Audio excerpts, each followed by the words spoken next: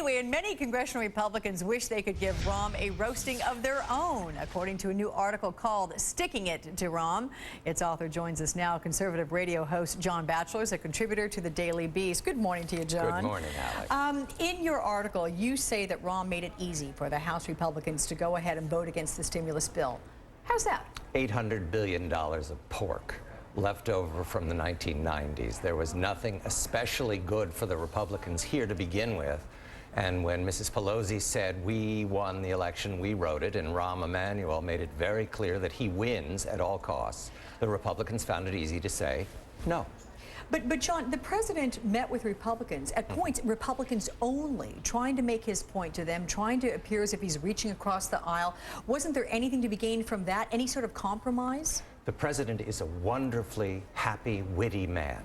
They liked him a great deal, but there was no negotiation whatsoever. I'm told in the writing of the bill. This is just what I'm told from the Republican side. This isn't my opinion. This is the Republican conference. All right, but isn't this just politics as usual? To the victor goes the spoils. I mean, if the Republicans were in the same situation, wouldn't they be saying the same thing? Look, we won.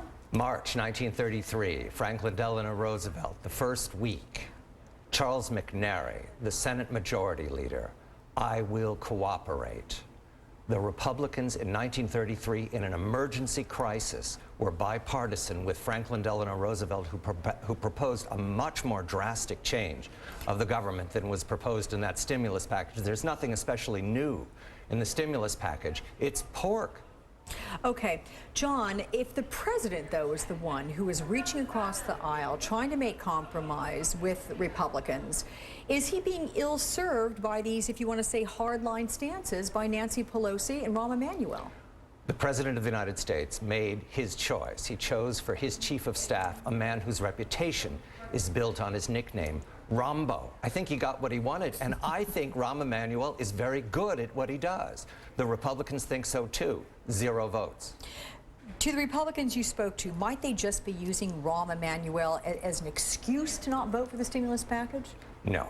There was no need for an excuse. The question is $825 billion. That's a lot of excuses, Alex.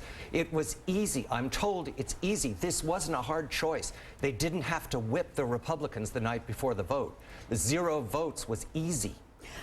What would have to happen to get Republicans on board with this bill? I'm told tax cuts, serious tax cuts. I'm told that the president wants a stimulus package.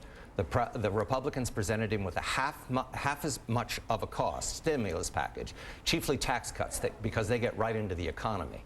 $150 million for facelifting the Smithsonian does not create a job. I think the Smithsonian will stand just fine without it. How do tax cuts create jobs? Because they put money back in people's pockets immediately.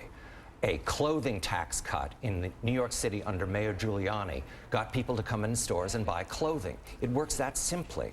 Tax cuts at the federal level, at the local level, mean people feel richer. They feel poor right now, Alex. That's what the Republicans tell me. Absolutely, but John, even in this economy, if you put money in people's pockets, are they going to go spend? We haven't seen evidence of that. People are going to save. They're going to pay off bills, perhaps.